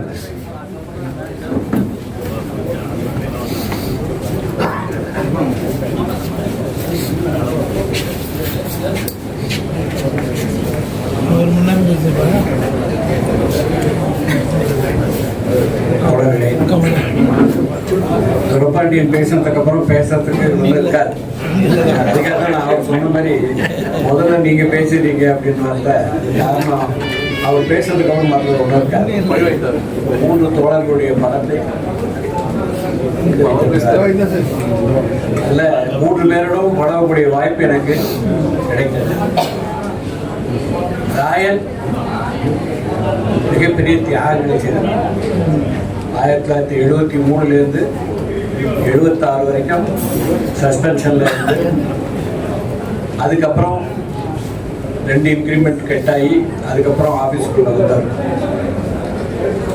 ஒரு விழுப்புணோட இருக்கக்கூடிய ஒரு நண்பர், கொஞ்சம் மிச்சுவஸ் ஆனவர். மிச்சுவஸ் ஆனார் அப்படின்னா 81ல் ஒரு மிகப்பெரிய சோதனை எம்சிஐக்கு வந்துச்சு, எலெக்ஷன் வந்துச்சு. அப்போ நாங்கள்லாம் நான் பர்டிகுலர்லி இன்ஃபெக்ஷனில் இருந்தேன். அந்த எலெக்ஷனில் எம்பேர்லையும் கேஎஸ் பாசார் பேர்லையும் போட்டு ஒரு நோட்டீஸை ராயல் இஷ்யூ பண்ணிட்டார். அந்த நோட்டீஸ் பெரிய கான்ட்ரவர்சியில் கிளப்பி விட்டுச்சு. அது மாதிரி சில விஷயங்களை துணிஞ்சு செய்வார். எஸ்ஏஎஸ் அசோசியேஷன் ஃபார்ம் பண்ணும் பொழுது அதுக்கு ஒரு எதிராக ஒரு ஆர்ப்பாட்டம் நடந்துச்சு. அதில் அந்த நோட்டீஸ் போர்டே எடுத்து காணாமல் பண்ணது ராயல். இன்னைக்கு தான் சொல்கிறது, இல்லைங்க சொல்லலை. ஸோ அந்த மாதிரி சில விஷயங்களை துணிஞ்சு செய்யக்கூடியவர் அவர். இந்த ஆஃபீஸில் இருந்தால் அட்மினிஸ்ட்ரேஷனுக்கு கஷ்டம்ன்றனால பெரும்பாலும் அவரை மெயின் ஆஃபீஸ்லேருந்து இல்லாமல் வெளியிலேயே போட்டுட்டு இருந்தாங்க ஆஃபீஸில். இருந்தாலும் அன்றைக்கு எப்படி தலைவர் கே சுந்தரம் அவர்கள் செக்ரட்டேரியட்லேருந்து இங்கே வந்து ஆர்கனைசேஷன் கட்டினாரோ, அது மாதிரி எந்த பில்டிங்கில் இருந்தாலும் அவர் இங்கே சாயங்காலம் வந்து அசோசியேஷனை கட்டுவார். அங்கேயிருந்து சப்ஸ்கிரிப்ஷன் வாங்கி கொடுத்து இங்கே கொடுப்பாரு. அந்த மாதிரி ஒரு தன்னலம் கருதாத ஒரு நண்பர். கடைசி காலத்தில் அவருக்கு மெமரி போயிடுதுன்றது ஒரு கோயின்சிடன்ஸ். சின்னவங்க எப்படி மெமரி போச்சோ அதே மாதிரி அவரும் ஹி லாஸ்ட் ஹிஸ் மெமரி. கேடி சிதரன் அவரோட எனக்கு எம்சிஏல மட்டும் இல்லை, ஆடிட் ஆஃபீஸர் அசோசியேஷன்லையும் ஒன்றா பணியாற்றக்கூடிய வாய்ப்பு கிடைத்தது. 1982 நான் கொஞ்சம் 81 இன்ஸ்பெக்ஷன் போனதுக்கப்புறம் தனியாக இருந்தேன். அப்புறம் 82 ரெவன்யூ ஆடிட் எழுதுறதுக்காக இங்கே வந்திருந்தோம். அப்போ மறுபடியும் நீங்கள் கமிட்டிக்கு வரணும் அப்படின்னு வந்து அவரும் ரவிச்சந்திரனும் என்னை ரொம்ப வற்புறுத்தி இங்கே எம்சிஐக்கு திரும்ப கமிட்டி மெம்பராக கூட்டு வந்தாங்க. அந்த அளவில் எல்லாரையும் ஒன்று சேர்த்து ஒரு சங்கத்தை நடத்தணும் அப்படின்றது மட்டும் இல்லை, தன்னலம் கருதாத தலைவர்களில் கேடிஎஸும் ஒருவர். இன்றைக்கு பார்த்தீங்கன்னா 3வது நாயர். நாயர் ஏன் நம்ம சொல்றோம்னு கேட்டீங்கன்னா, கமிட்டி ரூம் என்பது, எம்சிஐ ரூம் என்பது கூட்டவே இல்லாம இருக்கக்கூடிய ஒரு காலம் இருந்தது. நீங்க எப்போ போனாலும் அங்க ஒருத்தர் இருப்பாரு. அது யாருன்னா நாயர் தான். அது காலையில 7 மணிக்கு வந்துட்டு 9:30 ஆபீஸ்க்கு போயிடுவாரு. மத்தியானம் லஞ்ச் அவர்ல வந்து திறந்து வச்சு அங்கேயே உட்கார்ந்து இருப்பாரு. சாயங்காலம் 5 மணிக்கு மேல அங்க உட்கார்ந்து இருப்பாரு. கிட்டத்தட்ட 24 hours ஒரு சங்க ஊழியன் அப்படின்னு சொன்னா அது அவருக்கு தான் போகுது. அந்த மாதிரி ஒரு நண்பர் தன்னுடைய அலுவலகத்தில் மட்டுமல்ல, தன்னுடைய வீட்டையும் சங்க பணிக்காக திறந்து விட்டவர். பல பேர் அவர் இன்னைக்கு முன்னணியில் இருக்கும் அப்படின்னு சொன்னா அவங்கெல்லாம் அவர் வீட்டில் ட்ரெயின் ஆனவங்க தான். அவர் வீட்டில் அவருக்கு என்ன விசேஷம்னா, மேரேஜே லேட் மேரேஜ். அவருக்கு லேட் மேரேஜாக இருந்த பிறந்தாலும் கூட தன்னுடைய வீட்டை சங்க நடவடிக்கைகளுக்காக திறந்து விட்ட ஒரு நண்பர். எதுக்கு நான் சொல்றேன்னு கேட்டீங்கன்னா, இன்றைக்கு படம் திறக்கிறோம். இந்த படமெல்லாம் ஒரு அறையில மாட்டி வைக்க போறோம். அந்த அறை எப்ப இருக்கும்? சங்கம் இருந்தா தான் இருக்கும். ஸோ இளைஞர்கள், இன்றைக்கு இருக்கக்கூடிய ஊழியர்கள், அவங்க என்ன கடமைன்னு கேட்டால் இந்த சங்கத்தை பாதுகாக்க வேண்டும். அந்த சங்கம் இருந்தால் தான் ரூம் இருக்கும். ரூம் இருந்தால் தான் இந்த படங்களை எல்லாம் நம்ம மாற்ற முடியும். ஸோ இந்த சங்கத்தை காப்பாற்ற வேண்டிய ஒரு கடமை நமக்கெல்லாம் இருக்குன்னு சொன்னால் அதுக்கு முன் உதாரணம் நாயர் தான். அவர் மாதிரி நீங்கள் அந்த ரூமை பூட்டாமல் இருந்தால் தான் சங்கம் உயிரோடு இருக்கும். காரணம் என்ன, ஒருத்தர் வந்து தன்னுடைய கிரீவன்ஸை சொல்ல வர்றாங்கன்னா தலைவர் வீட்டுக்கு போய் சொல்ல மாட்டாங்க. தன்னுடைய கிரீவன்ஸ் அந்த ஆஃபீஸ் இருந்திருக்குன்னா ரூமில் வந்து தான் சொல்லுவாங்க. அப்போ ரூமில் ஆளே இல்லைன்னா அவங்க கிரீவன்ஸ் யாரும் கேட்பாங்க? ஆக அந்த கிரீவன்சஸை கலெக்ட் பண்ண, கிரீவன்ஸ் கலெக்ஷன் தான் ஒரு அசோசியேஷன் முக்கியமான வேலை. அந்த வேலையை மிகவும் தவறாமல் செய்த ஒரு நண்பர் நாயர். இன்றைக்கு நாம் அவரை இழந்து விட்டோம்னு சொன்னால் நாம் எடுத்துக்க வேண்டிய உறுதிமொழி என்ன அப்படின்னு கேட்டால், அந்த நாயரை மாதிரியே நானும் என் சங்க நடவடிக்கைகளை தொய்வில்லாமல் பார்த்துக் கொள்வேன் என்கின்ற ஒரு உறுதிமொழி எடுத்துக்கொள்ளும் சொன்னால் அதுதான் நம்ம சங்கத்தில் செய்யக்கூடிய கடமை. அதை நம்ம மறந்து விடக்கூடாது. வர இருக்கக்கூடிய காலகட்டங்கள் மிகவும் சோதனையான காலகட்டங்கள். நான் சுரேஷை நேரடியாக பார்த்து பேசணும்னு நினைச்சிருந்தேன். இன்னைக்கு ஃபார்ச்சுனேட்டில் அவரும் வந்துட்டாரு. இப்போ நாங்கள் வந்து FAC forum of civil accounts organisation ஆரம்பிச்சிருக்கோம். எஃப்ஏசி அதில் வந்து இப்போ லேட்டஸ்ட் முடிவு என்னன்னு கேட்டிங்கன்னா, உழைக்கும் ஊழியர்களையும் சேர்த்து ஒரு பணியில் இருக்கக்கூடிய ஊழியர்களையும் சேர்த்து ஒரு போராட்ட அணியை கட்ட வேண்டும் என்ற ஒரு முடிவு. அது கோஆர்டினேஷன் கமிட்டி இருந்த அடிப்படையில் நீங்கள் உங்களுடைய ஒத்துழைப்பை தர வேண்டும் என்று கேட்டுக்கொள்கிறேன். இன்னைக்கு மீட்டிங் அதுக்காக போட்டிருக்காங்க. இன்னைக்கு சாயந்தரம் 4:30 இங்கே அதுக்கான ஒரு அழைப்பு உங்களுக்கு நேரடியாக சொல்லணும் அப்படின்றது டிசிஷன். அது சொல்றதுக்கு நேரம் இல்லைன்றனால இங்கே அந்த லெட்டர் வர்றது கொஞ்சம் தாமதமாகும். அதனால நீங்கள் அதை கொஞ்சம் எடுத்துக்கணும்னு கேட்டுக்கொள்கிறேன். ராயன், கேஜி ஸ்ரீதரன், நாயர் வெவ்வேறு காலகட்டங்களில் இருந்தாலும் கூட அடிப்படையில் அவர்கள் சங்கத்தினுடைய ஊழியர்கள். சங்க நலன் மட்டும்தான் அவங்களுக்கு அடிப்படையான நோக்கமாக இருந்தது. அதனால்தான் சங்கம் வளர்ந்தது அப்படின்னு சொல்லிட்டு அவர்கள் மோகனுடைய புகழும் வாழ்க என்று வாழ்த்தி விடைபெறுகிறேன். Thank you comrade. அடுத்த மூத்த தோழர் தலைவர் மோகன் அவர்கள்.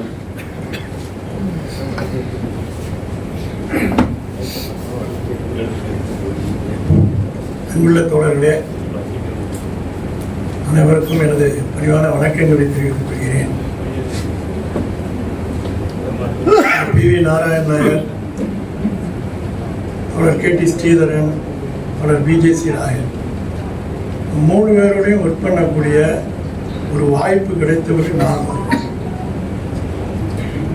1982 இந்த அலுவலகத்தில் ஜாயின் பண்ண பிறகு மெதுவாகவோ வேகமாகவோ MCA சங்க அறையில் நுழைந்த பொழுது நான் பார்த்த முதல் நபர்களில் ஒருவர் PV நாராயண் நாயர். பல தடவை அவரோட இன்ட்ராக்ட் பண்ணியிருக்கிறேன். பல விஷயங்களை, மிகவும் நுண்ணறிவுடன் கூடிய விஷயங்களை, ஆடிட் பாஷையில் சொல்ல போனால் கிரிட்டிகாலிட்டி சொன்னால் டாக்டராக போகும்போது எப்போ கேட்பாங்க கிரிட்டிகாலிட்டி இருக்கா அப்படின்னு. அந்த கிரிட்டிகாலிட்டி அறிவை ஊட்டியவர் நாராயண் நாயர் என்று சொன்னால் மிக. அவர் இன்ஸ்பெக்ஷனில் போகல, ஆனாலும் கூட இங்கே இருந்த அந்த கிரிட்டிகாலிட்டியில் மிகப்பெரிய நிலையை அடைந்தார். அதே மாதிரி பல சங்கம் நடத்துவதில் இருக்கக்கூடிய சிக்கல்கள், சங்கம் நடக்கும்போதெல்லாம் எப்படி சிக்கல்கள் வரும், அதெல்லாம் எப்படி சமாளிக்கணுங்கிறதையும் சொல்லி கொடுத்தவர்கள் அவர். எனக்கும் சுப்பராயனுக்கு அடிக்கடி என்னை வச்சுக்கிட்டு சொல்லியிருக்காரு. அது ஞாபகம் வருது. என்னன்னு சொன்னால், நீங்கள் புது வாழ்க்கையில் வந்தீங்கன்னு சொன்னால் கொஞ்சம் திக் ஸ்கின்டாக இருக்கணும் அப்படிங்கிற வார்த்தையை நாங்கள் ரொம்ப இளைஞர்களாக இருக்கும்போதே ஓயாமல் சொல்லி கொடுத்தவர்கள் அவர் ஒருத்தர். என்னன்னா, நாங்கள் நிறைய விஷயம் சீரும் பொழுது அவர்கிட்ட நிறையா சீரி இருக்கோம். அவர் எழுத்துக்களில் சில விஷயங்கள்ல மாறுபடும் பொழுதுலாம் அவர் எல்லாம் எழுதிட்டு அவர் சொல்லுவார், இந்த மாதிரி நீங்கள் புது வாழ்க்கையில் இருக்கணும்னு சொன்னால், இந்த மாதிரி சங்கம் நடத்த வேண்டும் என்று சொன்னால் முதல் குவாலிஃபிகேஷன். நிறைய பேர் ஏதாவது சொல்லுவாங்க, அதெல்லாம் கேட்டு நீங்கள் பழகிக்கிற ஒரு வித்தையை நீங்கள் கற்றுக்கொள்ள வேண்டும் என்பதை ரொம்ப குறிப்பாக சொல்லிக் கொடுத்தவர்ல அவர் வந்து.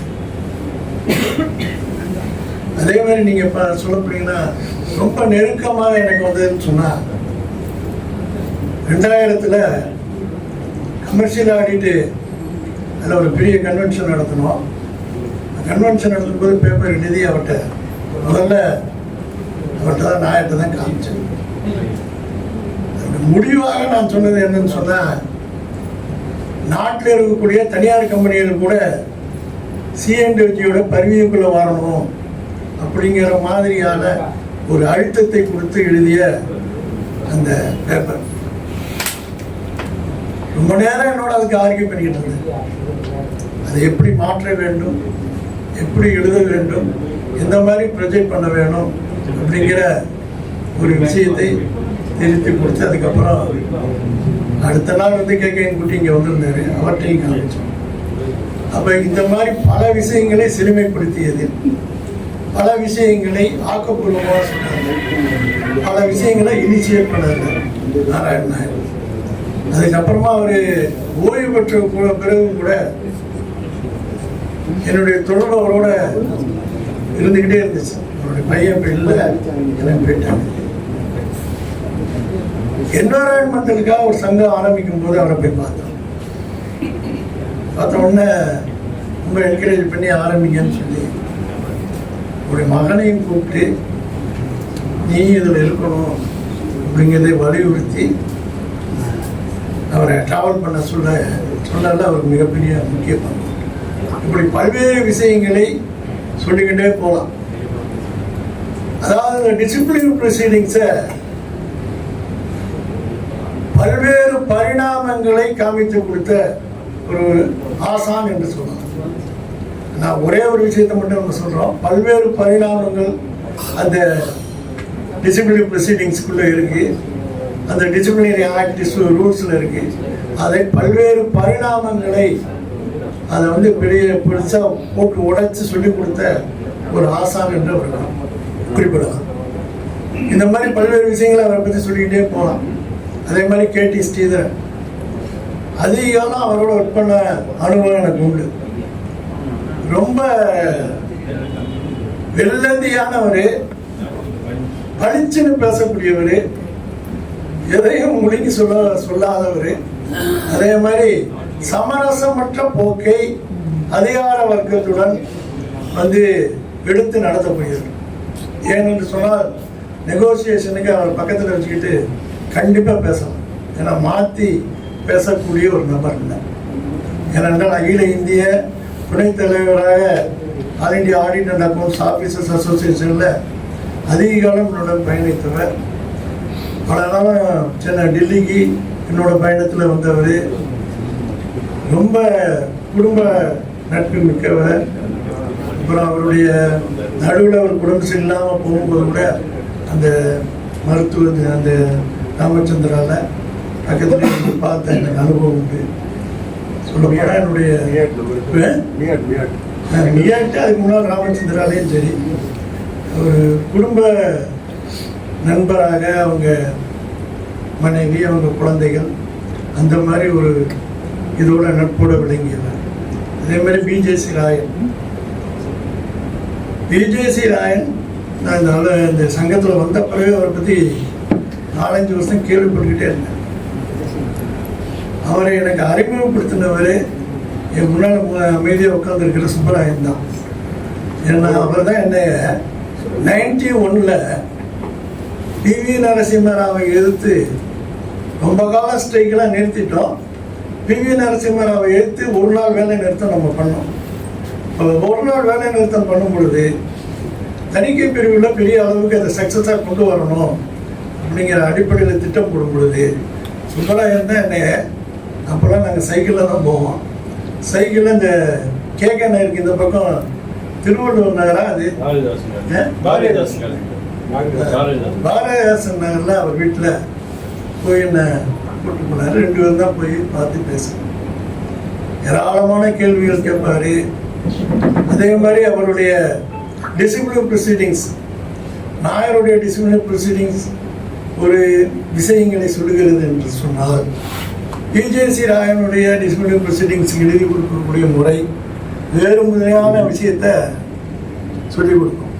எனக்கு வந்து அனுபவம் என்னன்னு சொன்னால் பிஜேசி ராயனுடைய அவருடைய எழுத்துக்களையும் பார்த்து ரசித்து இருக்கிறேன். நாயர் எனக்கு சொல்லிக் கொடுத்ததுனால இது ரெண்டும் இருக்கிறதுனால எனக்கு கொஞ்சம் அந்த விஷயங்களை அதிகமாக கவனித்து வளர்ந்த ஒரு ஆப்பர்ச்சுனிட்டி சந்தர்ப்பம் எனக்கு வாய்த்ததை நான் பெரிய பெருமையாகவே கருதுகிறேன். ஏன்னு சொன்னால் இவர் எப்படி எழுதி கொடுக்குறாரோ அதுக்கு மாறுதலாக, ஆனால் அதை விட பஞ்சாக ராயனுடைய எழுத்துக்கள் அமைக்கிறோம்.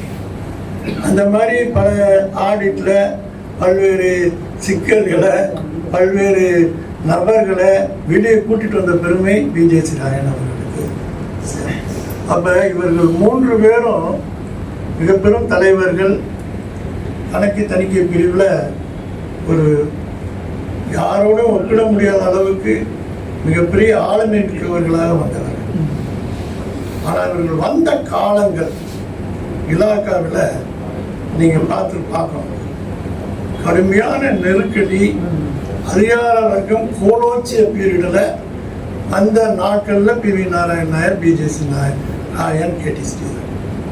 அப்போ இந்த இலாக்காவை பப்ளிக் அக்கௌண்டபிலிட்டி, அதாவது மெக்கானிசத்தை நடத்துவதில் இருக்கிறதுலே ஒஸ்டான ஒரு அதிகார வர்க்கத்தை நாம் சந்திக்கிறோம் என்று சொன்னால், இந்த டிபார்ட்மெண்ட் இலாக்காவுடைய அதிகார வர்க்கம் என்று சொன்னால் மிகையாக.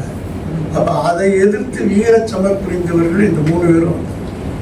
ஆனால் இப்போ நீங்கள் பார்த்தீங்கன்னு சொன்னால் எல்லாமே ஒரு வாழ்க்கை ஒரு வட்டங்கிற மாதிரி இவர்கள் மறைந்த பிறகு கூட இதே நிலைமைக்கு இன்னைக்கு இலாக்கா சென்று கொண்டிருக்கிறது என்று சொன்னால் மிகையாக. நீங்கள் பார்த்தீங்கன்னு சொன்னால், இப்போ நான் இதை சொல்கிறது உங்களுக்கு சரியாக இருக்குமா என்னன்னு தெரியல. இன்னைக்கு இலாக்காவில் புதியதாக 2 அகில இந்திய கேடர்களை உருவாக்கி இருக்கக்கூடிய எல்லா சர்வீஸில் இருக்கக்கூடியவர்கள் எல்லாருக்கும் கடுமையான மன உளைச்சலுக்கு உள்ளாக்கி அவர்கள் ஆப்ஷன் கொடுப்பதா வேண்டாம். இன்னைக்கு கடைசி நாள் அதையெல்லாம் எதிர்த்து அகில இந்திய கணக்கு தணிக்கை அதிகாரிகள் சங்கம் ஒரு பிளாக் பேஜ் போடுவதற்கு கூட மெமோவை தயார் பண்ணி இன்னைக்கு அகில இந்திய முழுமைக்கும் அந்த கடுமையான அடக்குமுறையை ஏவி விட்டு இன்னைக்கு அந்த மாதிரியான ஒரு சூழல்ல இன்னைக்கு இலாக்காவே இருக்கிறது. இதுக்கு பின்னணி நீங்க பார்த்தீங்கன்னு சொன்னா, புதியதாக உருவாக்கக்கூடிய கேடர்கள் இன்னைக்கு இந்திய நாடு வளர்கிறது என்று ஒரு கூப்பாடு உருவாக்கம் நடந்து கொண்டு இருக்கும் பொழுது அதில் வரக்கூடிய மிக பெரும்பான்மையான வருமானத்தை இந்த பப்ளிக் அக்கௌண்டபிலிட்டி மெக்கானிசத்திலிருந்து முற்றிலுமாக எடுக்க வேண்டும் என்ற பின்னணியில் உருவாக்கப்படக்கூடிய ஒரு கேடர்களாக, நான் டேக்ஸபிள் ரெவன்யூவை கவரே பண்ண முடியாத அளவுக்கு போகக்கூடிய ஒரு கேடர்களாக உருவாக்க வேண்டும் என்று கங்கணம் கட்டிக்கொண்டு, அதே சமயத்தில் எந்த ரிப்போர்ட்ஸ் நாள்தோறும் குறைவாக இருக்கக்கூடிய ஒரு சூழலில் இலாக்கா மிகப்பெரிய நெருக்கடியை சந்தித்து கொண்டிருக்கிற வேளையில் தான் நம்ம இந்த 3 பெரிய தலைவர்களையும் நம்ம நினைவு கூறுகிறோம். அவங்க நமக்கு கொடுத்த படிப்பினையே நம்ம எடுத்துக்கிறோம். அவங்க நமக்கு சொல்லிக் கொடுத்த பாடங்களை நாம் எடுத்துக்கொள்ள வேண்டும். அவர்கள் சந்தித்த அந்த சிக்கல்கள், ஏற்கனவே அந்த அதிகார வர்க்கத்தோட இந்த இலாக்காவில் இந்த சங்கத்தை கட்டுவதற்காக அவர்கள் சந்தித்த சிக்கல்களையும் நாம் நினைவு கூற வேண்டும். அந்த மாதிரி சரியான சமயத்தில் இந்த மாதிரியான ஒரு நிகழ்வினை ஏற்பாடு செய்து அதை திறம்பட நடத்தி கொண்டிருக்கின்ற ஆடிட் சங்கத்துக்கு என்னுடைய நன்றியை தெரிவித்துக் கொள்கிறேன். அவர்களை பலன்களை திறந்து வைத்ததன் மூலமாக இந்த இலாக்காவுக்கும் இங்கே இருக்கக்கூடிய உறுப்பினர்களுக்கும் அதே மாதிரி பின்னால் வரக்கூடிய சங்கத்தை சேர்ந்தவர்களுக்கும் ஒரு செய்தியினை கொடுக்கிறாரு. பலர்களாக இருக்கலாம், ஆனால் அவர்கள் வாழ்க்கை ஒரு பாடங்களாக ஒரு செய்தியாக நமக்கு முன்னால் இருக்கிறது. அதை எடுத்து நம்ம மேலும் முன்னேறி செல்வோம், ஒற்றுமை கட்டுவோம். அதனால் அந்த 3 பேருடைய புகழ், நாராயண நாயர், கேடி ஸ்ரீதரன், பிஜேசி ராயன் அவருடைய புகழ் ஓங்குக என்கின்ற தன்னிச்சை கூறிக்கொண்டு என்னுடைய உரையை முடித்துக் கொள்கிறேன். அவர்களுக்கு பி.வி. நாராயண நாயர் அவர்களுக்கு என்னுடைய இறுதி அஞ்சலியை ஆழ்ந்த இரங்கலையும் தெரிவித்துக் கொள்கிறேன்.